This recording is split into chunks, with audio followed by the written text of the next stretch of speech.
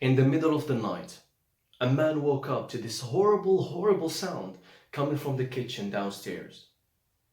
He got up and started walking very slowly towards the kitchen, walking and walking and walking.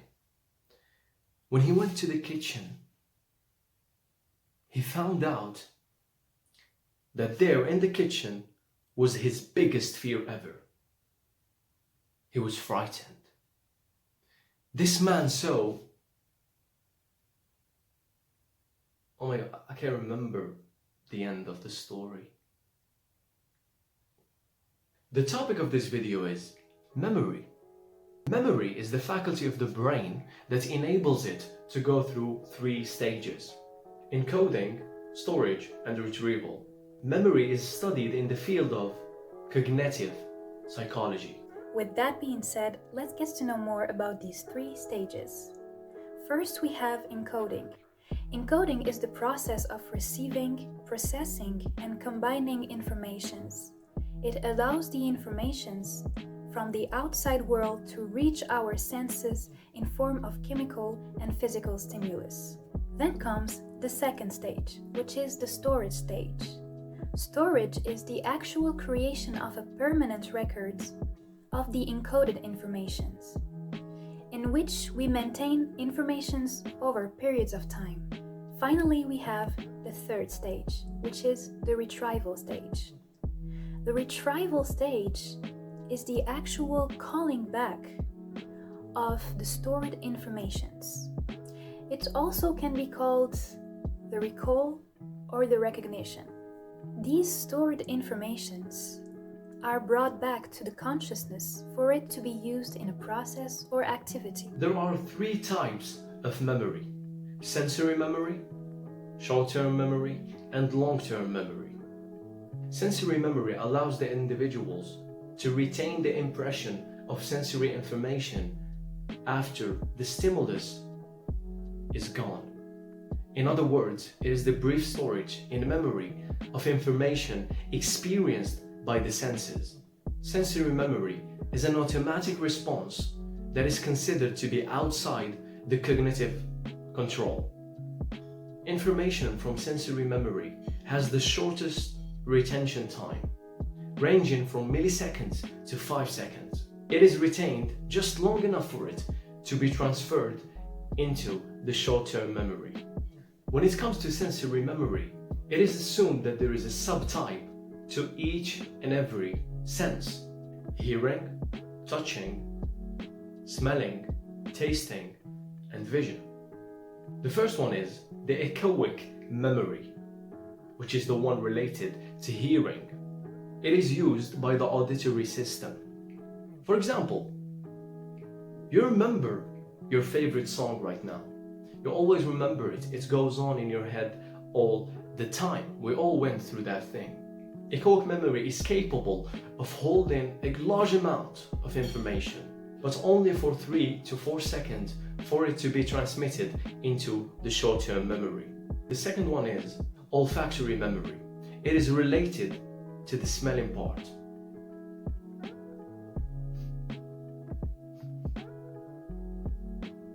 Can you smell the barbecue? You remember the smell of the barbecue. Just the fact that I'm telling you to remember the smell of the barbecue, or to just think about the smell of the barbecue, you remember it. Olfactory memory has a capacity to be retained from 0.5 to 3 seconds to be moving and transmitted to the short-term memory. It's crazy because I can smell it too, and I'm craving a good barbecue now. Well, moving on to the next sensory memory, which is the iconic memory. Iconic memory, which is related to the visual system. You know, when you remember the last beautiful sunset you got to witness, that is thanks to the iconic memory. It is named as such because the actual mental representations of the visual stimuli are referred to as icons. This kind of memory has a duration of 100 milliseconds. Very impressive, right? The fourth type of sensory memory is the haptic memory, used by the sense of touch, with tremendous amounts of sensory receptors that detects sensations all over the body, like pressure, itching, or pain, for example. Just like when you pet a cat and you feel its smooth fur. So all of these sensations are briefly held in the haptic memory before vanishing and being displaced in the short-term memory. Did you notice that all of these types of sensory memory have one thing in common? They are all transferred eventually in the short-term memory. This type of memory is actually my favorite type. You know what? Because as a person who forgets a lot of things all the time, I think that my brain uses this feature more than the one which will be discussed later on. Short-term memory is the capacity of holding a small amount of information in an available and active state for a brief period of time. Unlike sensory memory, short-term memory is capable of temporary storage. Unfortunately, I think that's the only kind of storage I have. On a more serious tone, there's actually two ways to make the informations more likely to be retained in the short-term memory: rehearsal and chunking. Let's first talk about rehearsal. It is the process of keeping the informations in the short-term memory by mentally repeating them. For example, when someone gives you their phone number and you try to repeat it mentally, just enough for you to find a paper and a pen and write it down in order not to forget about it. And chunking is the process of splitting informations into smaller sections or pieces for making reading and understanding faster and easier. If we are to give an example for this method, let's stick to the example of phone number. When someone gives you their phone number and you try to retain it easier and faster, you might use this method and split the long series of numbers into smaller sections to simplify things for you. The process of transferring informations from short-term memory to long-term memory involves encoding and consolidation. This is a function of time. In fact, the longer the information stays in the short-term memory, the likely it is to be placed in the long-term memory. The last type of memory is the long-term memory. Long-term memory is used for the storage of information that lasts a long time, ranging from few hours to a lifelong period. This type of memory is considered to be the last stage of memory. It has infinite capacity, and information can be there and last there for a lifetime, forever. It can also be called reference memory because the individual must refer to the information in long-term memory when performing almost any task. Long-term memory can be broken down into two categories: explicit and implicit memory. The first one, explicit memory, also known as the conscious memory, involves memory of facts, concepts, and events that require conscious recall of the information.